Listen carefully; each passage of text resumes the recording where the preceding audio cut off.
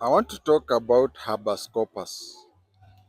I want to talk about habeas corpus, especially when family members and friends of the youths who are abducted have gone to court on habeas corpus. I want to say this before I start talking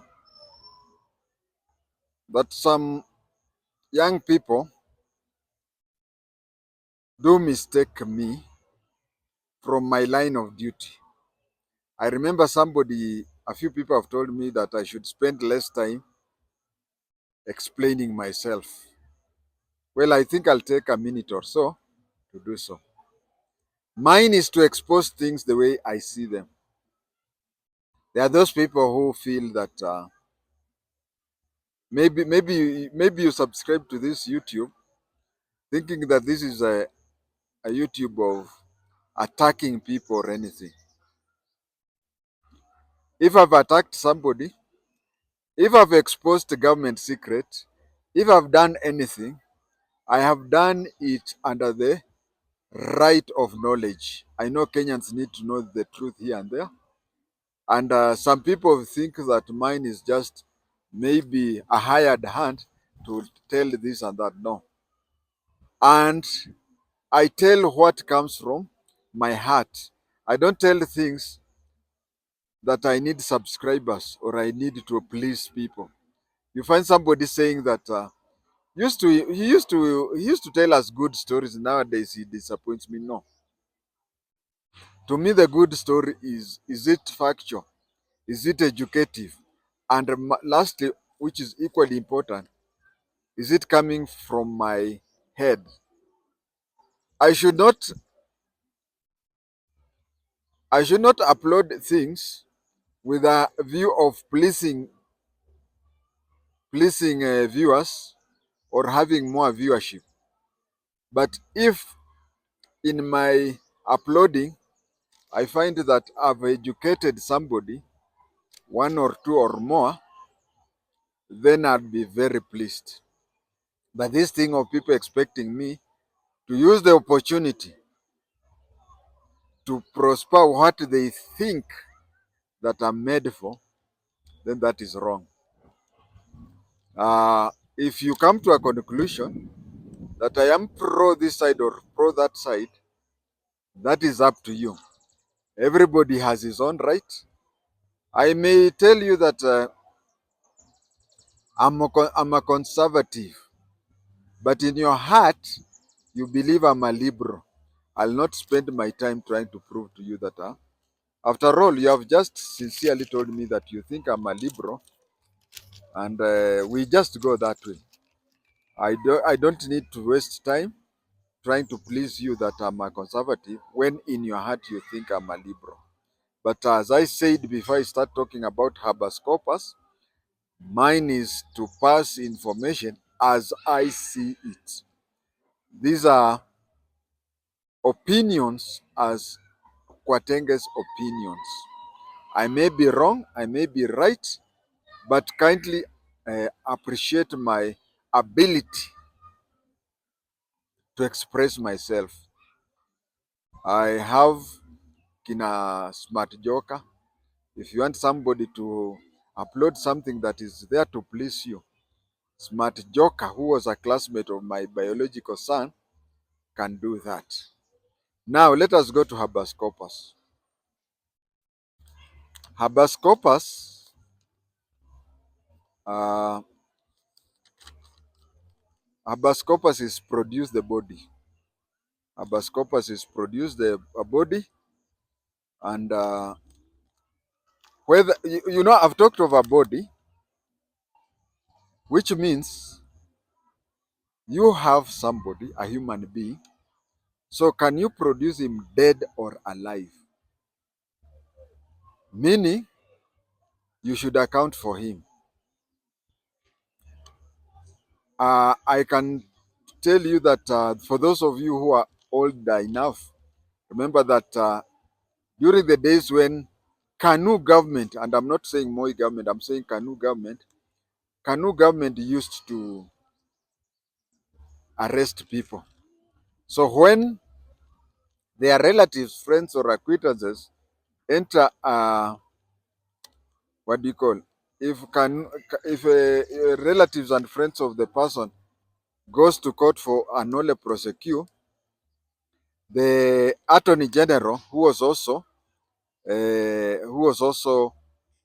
uh, the director of public prosecution, he would produce a Kenya Gazette notice which said that the person you are looking for has been detained without trial. Now, in the Kenyan constitution today, we don't have detention without trial. No, we don't have. So, those days, if someone was lost and you took the case to court, the attorney general, who was the director of public prosecution, would produce the Kenya Gazette, where the minister for state in the internal affairs or the president has detained you. Detention used to have two things. It used to have, first of all, it is detention without trial. Without trial. You know, if today you have made any mistake, you are taken to court and charged under certain section of the law that you contravened this or that section. And then the magistrate or the judge will jail you for a given time. Then you know, you will know that you are jailed for. So you'll just be counting, like today is the new year. Just know that my each passing day, each passing week, each passing month, and even each passing year, you are going nearer and nearer to your release day. So that is how you are detained with the trial. You have committed a crime against the country's offense, then you are jailed, you know when you will come back. But detention those days, first of all, there was no trial. You could not be taken to court and said, you commit on such and such a place, you committed this and that, which is contrary to section this and that. And that. No, they didn't do that time. So when your relative, friends, or acquaintances go for, and then the second thing, sorry, the second thing I was saying about detention, I said, first of all, there is no trial. And the second thing is that there is no time limit, term or time limit. Because if you are charged in court, you are charged and then sentenced to, let's say, 6 months or 6 years or so on. But detention without trial, first of all, you are not tried. And second, there is no time limit. You'll just stay there indefinitely until such a time that the government will release you. If you steal, maybe you'll be jailed for 6 months. If you rob, maybe you are jailed for 6 years. So when a month goes, you know you have remaining with 5 such things. But detention without trial, you don't know. Nobody knows. It is only when one day the president decides to release the detainees. That is what it is. So habeas corpus is produce the body. If the person is alive, you produce him alive. If the person is dead, you produce the body. And that is why the, what do you call, the direct translation, habeas corpus, produce the body. So you have the person, it is not just the government or anything. Anybody detaining anybody, you have to produce the body, whether alive or dead. Two, or you have to prove to the court to prove that yes, you are detaining the person and you have legal capacity to detain that person. So as I said, the prisoner himself, the person who has been detained, whom we'll call a prisoner for lack of a better word, because I believe the name prisoner, even those in the police cells, I don't think they should be called prisoner, because a prisoner should be somebody in prisons. So first of all, The petitioner must prove prima facie case that the person has been unlawfully detained. The petitioner. Now, who is the petitioner here? The petitioner is either the person who has been detained. You can be detained and you yourself enter into habeas corpus to a court of law. Or if you don't want to do it or unable to do it, in 99% it's unable to do it, then people close to you can enter and nolle prosecute, not a nolle prosecute, but habeas corpus, habeas corpus. So the person who is taking the case of habeas corpus, that is the petitioner. That is the petitioner. So the petitioner must prove through prima facie case that the person has been unlawfully detained. Now, here is where I have to talk. And that is why I started by saying, some of you people, I try to say something and you say, anatetea serikali, anatetea serikali. Kindly, I'm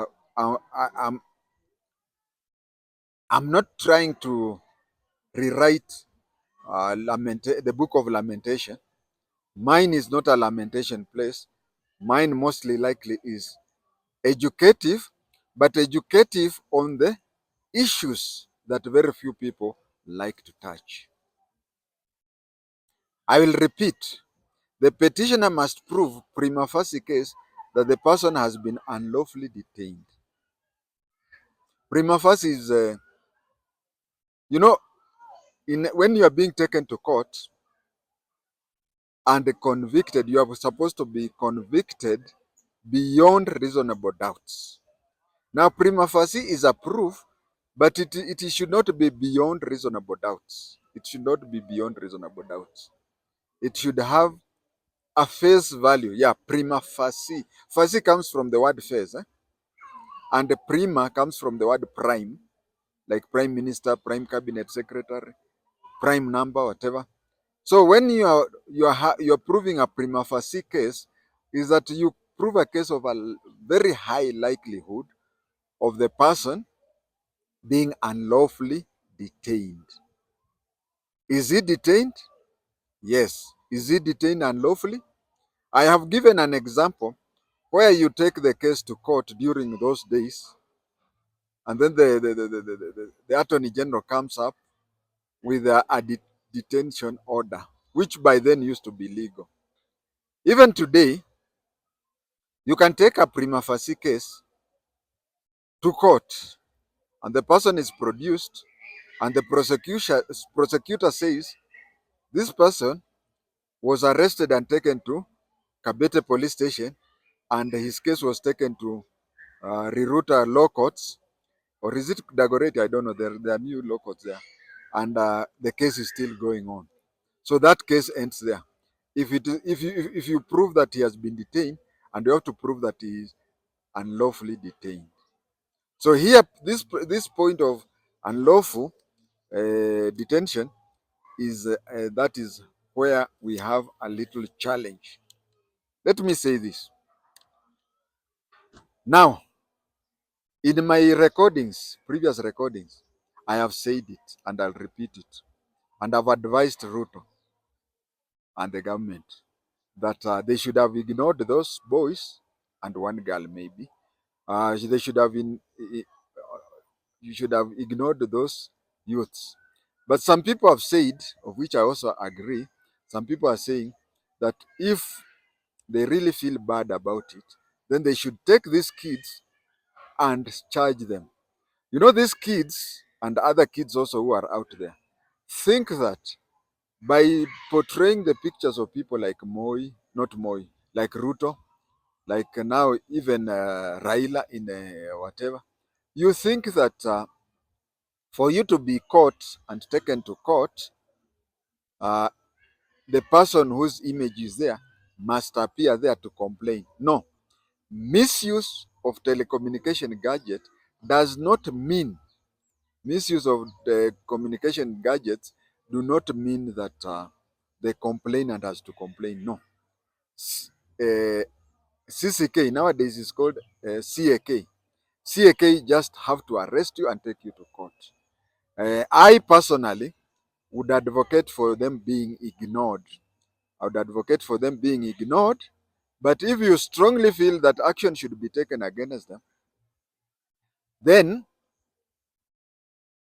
take them to court for misuse of communication gadget. Now, this one is about habeas corpus. Let me now talk of habeas corpus. Apart from when, first of all, before I say apart from, I strongly believe that NIS are the ones who are detaining these people. And I've even said, you see, this is a problem I'm having. These kids, if I'm right, were taken by NIS. And that is why even those people who feel, the petitioners for habeas corpus, they have even included NIS. But when you say that, they said, no, no, no, no, unatetea Kanja, unatetea Kanja. If we have to waste our time here kutetea ama kukashifu Kanja, we should know that our young boys and girls are somewhere in a very bad place. And we have to call a spade a spade. We don't have to go on the upper side of Uhuru Park and shout, Kanja shui, Kanja we mujinga. And then in the evening you go to your own house. When kids, your age mates are somewhere there. So we have to call a spade a spade. Let us now say, you know, when you go to court, the court only handles two things. The court handles issues which are by the law or constitution, as it is written. You'll say article this or section this. That is what the court deals with. Of course, the magistrate has a TV, a better TV than yours and mine combined. And the magistrate or judge saw Ruto saying in Siaya that it is true that mambo ya abduction itaisha. But you think it's just like the Ugandan court martial, where the Robert Mugabe, the chairman of the court martial, said that he also reads in the newspaper, and the whole court laughed because judicial things you don't quote press or anything. You are just allowed to talk about two things: the law as kwa mujibu wa sheria ya nchi, and two, kwa mujibu ya ushahidi uliopewa, by the laws of the country and the evidence given. Now President Ruto has said that the abduction will end and kids will go back, and when they go back to their parents, the parents will do what? Should advise them. That is an admission. But do you want to tell me that you can go to court and tell a magistrate or a judge that Ruto said that? No, it can't. We all know that NIS has abducted those kids. We know they are holding them in whatever houses, holding houses and whatever, not in the police cells. And we know Kanja. We may even live in a place, tukiendelea sana and Kanja goes to court, Kanja will just do a very simple thing. He will send a signal, an urgent message to all police stations in Kenya and say, can you photocopy the OB and the sales register? The OB and sales register between date this and this. And Kanja can even go to court with a lorry full of those, and then tell them, can you tell me? You know, you have to prove that this person is being held by the government. I can tell you it is not easy.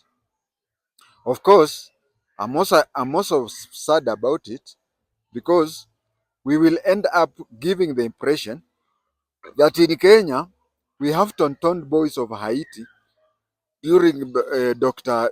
Duvalia's time, such that for a person like the Inspector General giving out the picture that in Kenya anybody apart from the police can just kidnap you and detain you for, is it now 10 days? It is a very bad picture. So these people, the asara ile the government will get, especially Kanja, is the wrong picture that in Kenya gangsters like Tonton Boys of Haiti during Dr. Papadoc time. That is the thing that will happen to the government. But then, if Kanja goes to the court, and you see the Kanja is going there on 8th, if you have spent a night in the cells, now imagining today is first, another week there, it is not good. And if you listen to the Kitengela people who are saying how they were staying in the wherever they were, it is the only good thing is that for the president to release them or order their release soon enough. Another thing I've noticed, as I said that sentence, last sentence, is that I've just said that it is really bad to show that in Kenya we can have gangsters who can abduct somebody and whatever.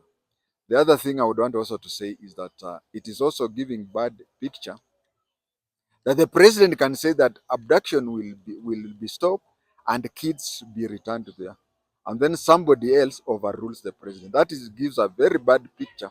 I think it is even worse than giving the picture that Kanja has, as the inspector general, cannot stop anybody from being abducted. I think you I think you agree with me that. So that is what I was saying. Habeas corpus, it's a really hard thing to do. Uh, we have lawyers. There are times when people tell me, wewe unajifanya unajua sheria.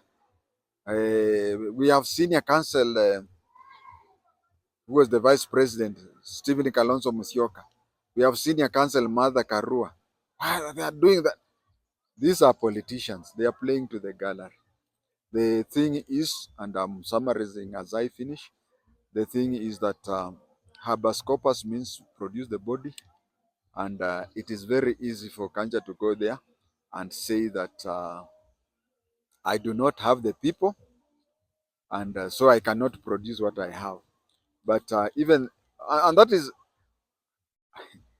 I don't know, if you become a judge or a magistrate, you will lead a very funny way because you can be in court and things are going on. As I said, the courts relies on two things: the law as written and the evidence as presented.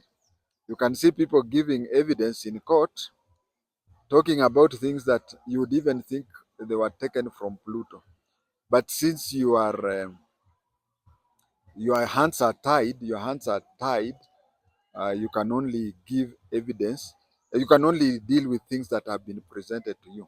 So even the judges themselves, they know that these people have been abducted, not even by DCI or even the National Police Service. No, they know that these people have been abducted by NIS. But you have to play by the part. So I would request my colleagues to release those boys. To release those boys. And is there a girl? Yeah. To release them and then go back home. If you can't ignore them, whatever they are drawing, there's no time. By the way, there's no time we have ever had that committee is overflowing. If you strongly believe that these people action should be taken against them, just do this.